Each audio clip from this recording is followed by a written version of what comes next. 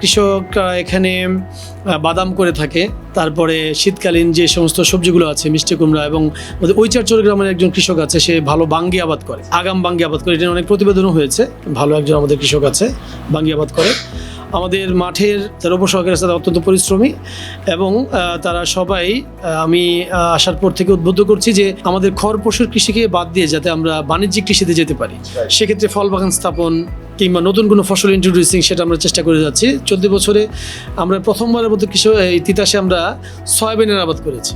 আমাদের 5টি প্রদর্শনী আমরা দিয়েছি 5টি ইউনিয়নে, এবং বেশিরভাগ প্রদর্শনী চমৎকার হয়েছে। তো আমরা দেখতে যাচ্ছি যে পরীক্ষামূলক যে এখানে সয়াবিনের আবাদটাও কিন্তু সম্ভাবনাময়। আর যেহেতু এখানে বর্ষাকাল থাকে, বর্ষাকালে একটু নিচু জমি হওয়ার কারণে ফসল হতে চায় না, সেক্ষেত্রে আমরা ভাসমান সবজি চাষের জন্য কৃষকদেরকে প্রশিক্ষিত করছি এবং ছোট আকারে তাদেরকে করে দেখানোর চেষ্টা করছি। তো এবার হয়তো আমরা ইমপ্লিমেন্ট করবো।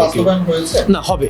এটা হচ্ছে আমাদের ইতিমধ্যেই প্ল্যানিং করে রেখেছি। আমরা প্রত্যেকটা ইউনিয়নে অন্তত ছোট একটা করে মডেল হলো আমরা করার চেষ্টা করবো এই বর্ষাতে। এটা কি স্যার পুকুর এবং জলাশয় সব জায়গায়? হ্যাঁ, তবে এখানে ঢেউ নেই, পানি জমে থাকে এমন জায়গায়। এখানে আসলে এটা টেকনোলজি যেটা কৃষকরা আমরা শেখাতে চাই, তবে একটু ব্যয়বহুল। শুরুতে হয়তো বা কৃষকরা যদি কষ্ট করে, তার জন্য ইকোনমিক্যালি হয়তো বা প্রফিটেবল হবে না, কিন্তু তার সবজি খাওয়ার ব্যাপারটা নিশ্চিত হবে আর কি। আর আমাদের বিভিন্ন ইউনিয়ন ইতিমধ্যে ছোট